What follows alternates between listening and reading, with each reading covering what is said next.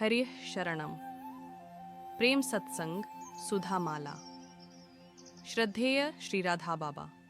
भगवत प्रेम में मधुर भाव की सेवा का अधिकार पाने के लिए दो तरह की साधना करनी पड़ती है। एक को बाह्य साधना कहते हैं और दूसरी को आंतरिक साधना। बाह्य साधना का रूप यह है कि इस पंचभौतिक शरीर के द्वारा निरंतर जप, कीर्तन, श्रवण, पूजन आदि में मनुष्य लगा रहे, सांसारिक झंझटों में कम से कम समय लगाए। आंतरिक साधना का यह रूप है कि मन से दिव्य चिन्मय शरीर की भावना करके उस शरीर के द्वारा निरंतर 24 घंटे सेवा में जुटा रहे।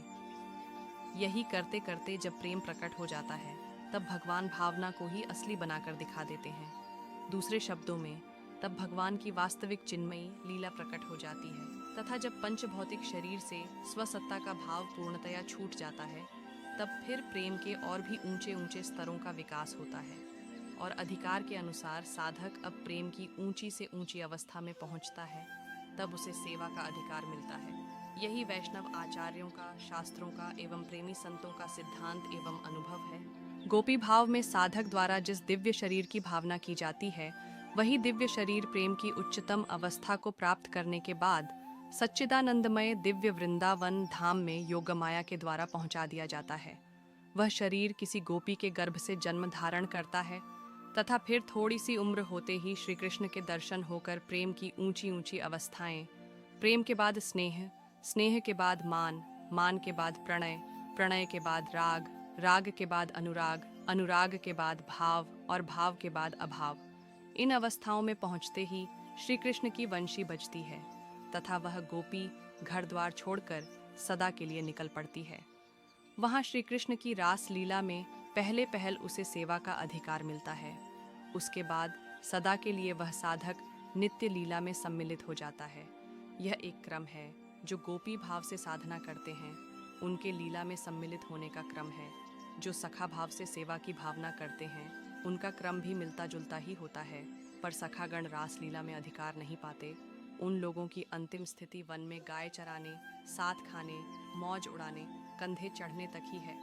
इनका क्रम भी ऐसा होता है कि बाहर एवं अंतर साधना करते करते जब सच्चा प्रेम प्रकट होता है तब वे भगवान के सखा बनकर यहीं लीला शुरू कर देते हैं।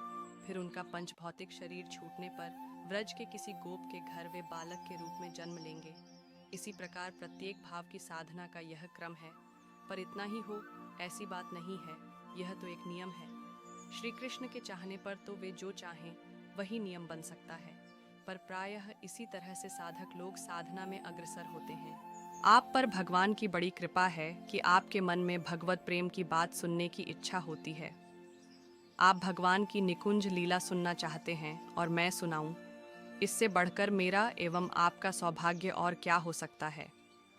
पर मैं जो सुनाने जा रहा हूँ वह सबके सुनने की वस्तु सर्वथा नहीं है। मेरी तो यह धारणा है तथा अनुभवी संतों से भी बार बार यह सुन चुका हूँ कि जिसके मन में तनिक भी काम विकार है उसे इसे कहने सुनने का अधिकार ही नहीं है। अतः कम से कम इस लीला के संबंध में सावधानी रखेंगे। मैं सच्चे हृदय से कहता हूँ कि जिसके जीवन का एकमात्र उद्देश्य श्री राधा कृष्ण नहीं हो गए हैं, जिसके मन में कभी भी श्री कृष्ण एवं श्री राधा की मधुमयी लीलाओं को सुनकर किसी प्रकार भी तनिक भी कोई सा भी संदेह होता हो, जो प्रिया प्रियतम के प्रेम के लिए अपना सर्वस्व स्वाहा करने के लिए तैयार न हो, जिसका श्री कृष्ण एवं श्री राधा की अपार असीम अनंत भगवत्ता पर, उनकी अपार असीम कृपा पर दृढ़, अटूट, अडिग, अचल, अटल विश्वास नहीं हो गया हो, उसे ये बातें जो मैं मधुर लीला के संबंध हैं कभी नहीं सुननी चाहिए।